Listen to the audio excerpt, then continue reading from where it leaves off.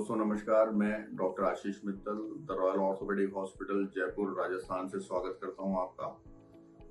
दोस्तों आज हम बात करने वाले हैं घुटने में लगने वाली चोट जो कि खेल कूद के दौरान लगी है, जिसको हम sports injury of the knee joint बोलते हैं।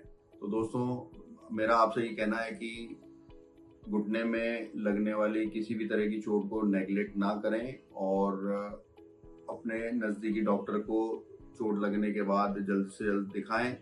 कई बार ऐसा होता है कि हम चोट लगने के बाद घरेलू उपचार करते रहते हैं लंबे समय तक।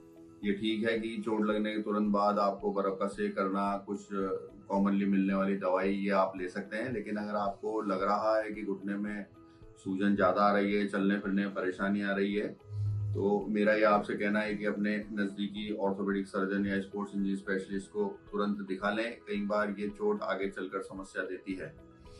कई बार हमने देखा है कि लंबे समय तक इस चोट को नेग्लेक्ट करने के कारण जो चीज़ इजीली शुरू में आसानी से ठीक हो सकती थी, वो कई बार हमें बहुत लंबा समय लेती है ठीक होने में, और उसको ठीक करने में हमें कई तरह की जांचें भी करनी पड़ती है और मरीज का खर्चा भी ज़्यादा हो जाता है।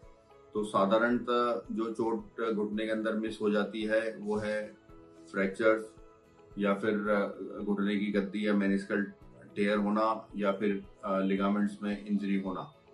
कई बार कार्टिलेज की इंजरी भी हो जाती है, जिसके कारण पेशेंट को लंबे समय तक इलाज लेना पड़ता है।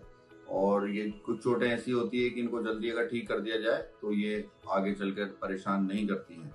तो दोस्तों अगर आपको घुटने में चोट लगी है, काफ़ी सूजन आ रही है, चलने फिरने में परेशानी हो रही है, या फिर घुटने में लचक आ रही है, या फिर आपका घुटना पूरा मुड़ नहीं रहा, सीधा नहीं हो रहा, या घुटने में कट हो रहा है, या फिर आपका घुटना लचकने के साथ लॉक भी हो रहा है यानी अटकना हो रहा है, तो इसका संकेत है, ये इस चीज़ का संकेत है कि घुटने में कोई समस्या आपको ज़्यादा है। तो इसके लिए आप अपने नज़दीकी डॉक्टर को दिखाएं, और इसमें एक्सरे में अगर ये नहीं दिख रहा है तो कई बार इसमें एमआरआई भी करवानी पड़ती है।